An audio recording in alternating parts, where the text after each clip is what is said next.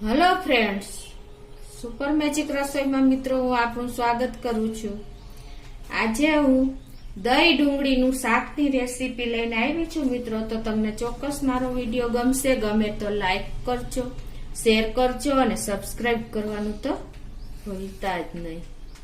તો ડુંગળી દહીંના શાકના ઇન્ગ્રેડિયન્ટમાં જો 4 મોટા કાંદા લીધા છે, 1 મોટી સાઈઝનું ટમેટું લીધું, 3 મીડિયમ સાઈઝના મરચા છે તીખા કે સેજ તીખા એવા, અને 1 થી 1.5 ઇંચ આદુનો ટુકડો લીધો છે, અને બીજું 2 ટેબલ સ્પૂન જેવો આપણે ચણાનો લોટ છે, 5 થી 7 કળી લસણ, 5 થી 7 લવિંગ, 1 મોટો ટુકડો તજનો અને 5 થી 7 મરીના દાણા, કસૂરી મેથી, 1 કપ દહીં અને ગરમ મસાલો।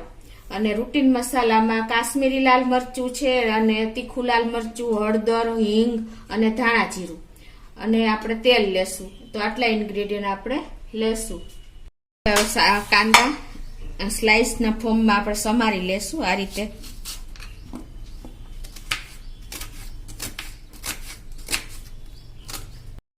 તો આ રીતે આપણે કાંદા પણ જો સમારાઈ ગયા છે। હવે એમાં જ આપણે આ ટમેટું પણ સમારી લેશું।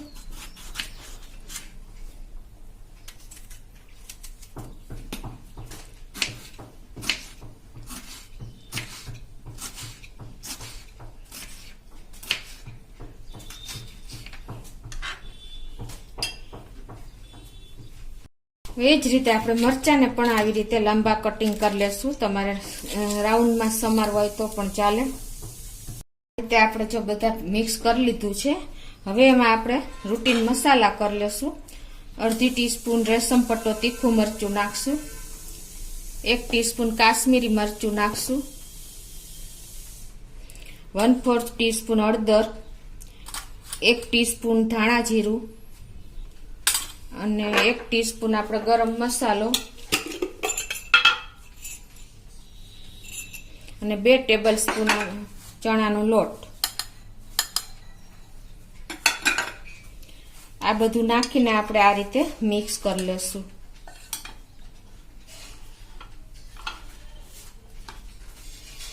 આ રીતે આપણે કાંદા, ટમેટા અને મરચાને મસાલાથી મેરિનેટ કરશું એટલે એકદમ એમાં ટેસ્ટ બેસી જશે મસાલાનો।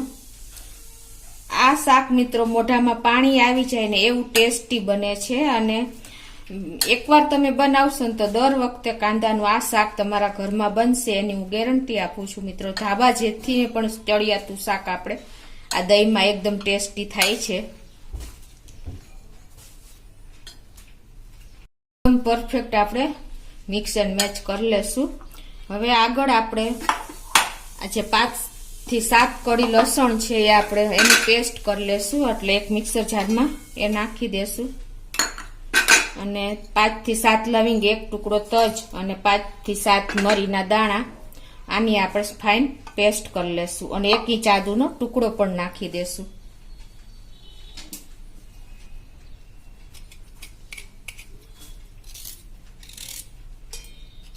હવે આની આપણે ફાઇન પેસ્ટ કરી લેશું। તો આપણી જો આ પેસ્ટ પણ તૈયાર થઈ ગઈ છે। હવે આ બાજુ આપણે ગેસ ઓન કરીને 3 ટેબલ સ્પૂન જેવું તેલ મૂકી દેશું।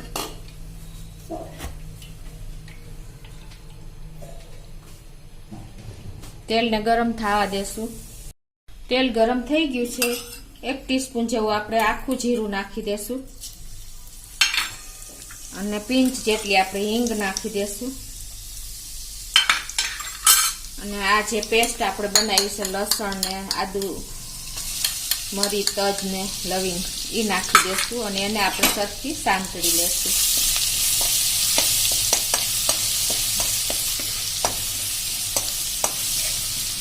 આની કચાશ મિત્રો ખાસ દૂર કરવાની છે, નહીતર સેજ વધારે સ્ટ્રોંગ લાગશે। આ રીતે સંતળાઈ ગયા પછી આપણે જે આ મેરિનેટ કર્યા છે કાંદા અને ટમેટા અને મરચા એ આમાં નાખી દેશું, અને ગેસની ફ્લેમ અત્યારે આપણે મિત્રો સ્લો ટુ મીડિયમ રાખશું।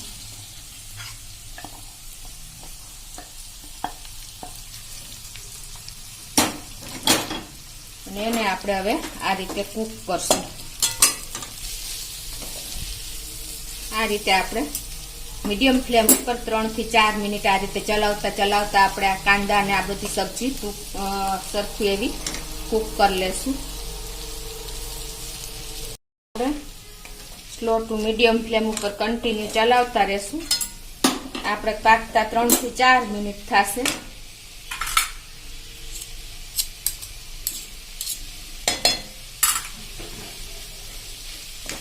આપણે આમાં ચણાનો લોટ નાખ્યો છે અને મેરિનેટ કર્યું છે, એટલે જો તમે એમને એમ રાખી દેશો તો બેસી જશે. આ શાક મિત્રો આપણે મોઢામાં પાણી આવી જાય ને જો એવું લુક દેખાય છે ને ટેસ્ટી પણ એટલું જ ચટાકેદાર થાય છે.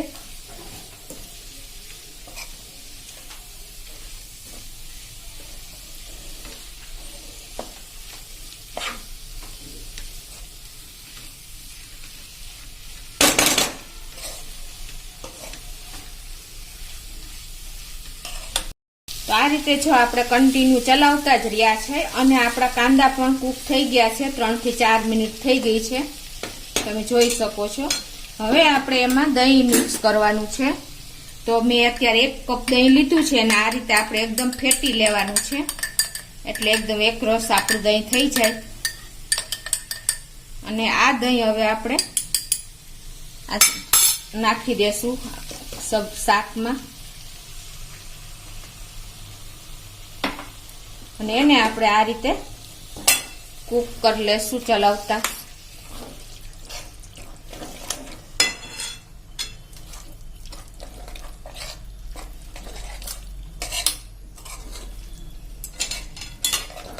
મિત્રો આ શાક એકદમ દહીંના હિસાબે ક્રીમી અને એકદમ ટેસ્ટી થાય છે, મલાઈદાર જ લાગશે તમને.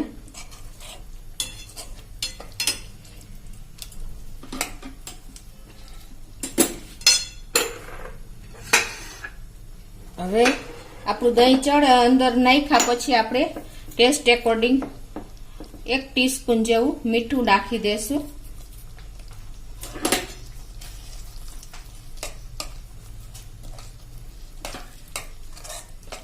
અને એને આપણે આ રીતે 3 થી 4 મિનિટ આપણે કૂક કરી લેશું. ઘણા લોકો એમ કહેતા હોય છે કે દહીં ને કાંદા સાથે ન લેવાય, પણ મિત્રો કાચા આપણે દહીં ને કાંદા સાથે ન લઈ શકી, પણ આ રીતે શાક બનાવીને આપણે કૂક કરીને તમે લઈ શકો છો. તમે જોઈ શકો છો શાકનું લુક, શાકની કન્સિસ્ટન્સી એકદમ ટેસ્ટી, ચટાકેદાર અને ક્રીમ વિથ મલાઈ જેવું લાગે છે. મિત્રો પંજાબી શાકને ટક્કર મારે એવું આપણું આ શાક, કાઠિયાવાડી શાક થયું છે તૈયાર.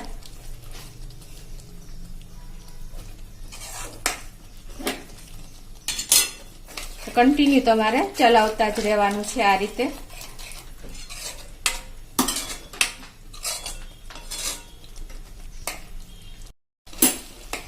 તો આ રીતે 3 થી 4 મિનિટ થઈ છે દહીં નાખ્યા પછી. અને જો આપણું શાક એકદમ સરસ કૂક થઈ ગયું છે. આ કન્સિસ્ટન્સી આપણે રાખવાની છે. આપણે ચણાનો લોટ નાખ્યો તો મિત્રો, એટલે આપણું દહીં પણ ફાટ્યું નથી અને એકદમ સરસ ઘટ ગ્રેવી જેવો તૈયાર થઈ ગઈ છે. આ ચણાના લોટ મિત્રો તમે શેકીને પણ લઈ શકો છો, અત્યારે મેં કાચો જ લીધો હતો. અને બીજું કે આ રીતે જો તમે ગ્રેવી એકદમ આપણે આ ચણાના લોટના હિસાબે આપણું આ શાક એકદમ ટેસ્ટી થાય છે.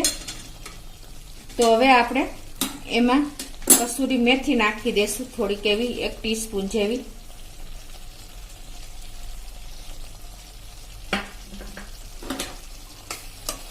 એને પણ આપણે સરસ મિક્સ કરી લેશું.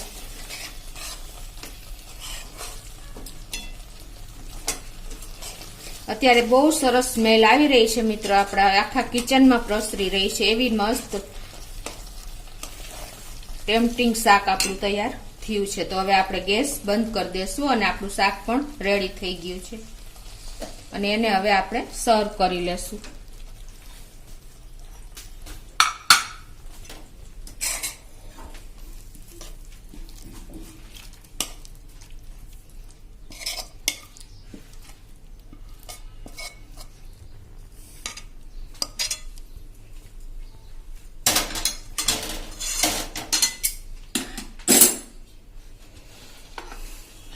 તો આપણું ડુંગળી દહીંનું શાક મિત્રો એકદમ ચટાકેદાર, મોઢામાં પાણી આવી જાય એવું, લુકમાં પણ એકદમ એટ્રેક્ટિવ એવું આપણું શાક તૈયાર થયું છે. તો તમે ચોક્કસ આ રીતે એક વખત ટ્રાય કરજો અને મને કોમેન્ટમાં જણાવજો કે તમને આ શાકનો ટેસ્ટ કેવો લાગ્યો.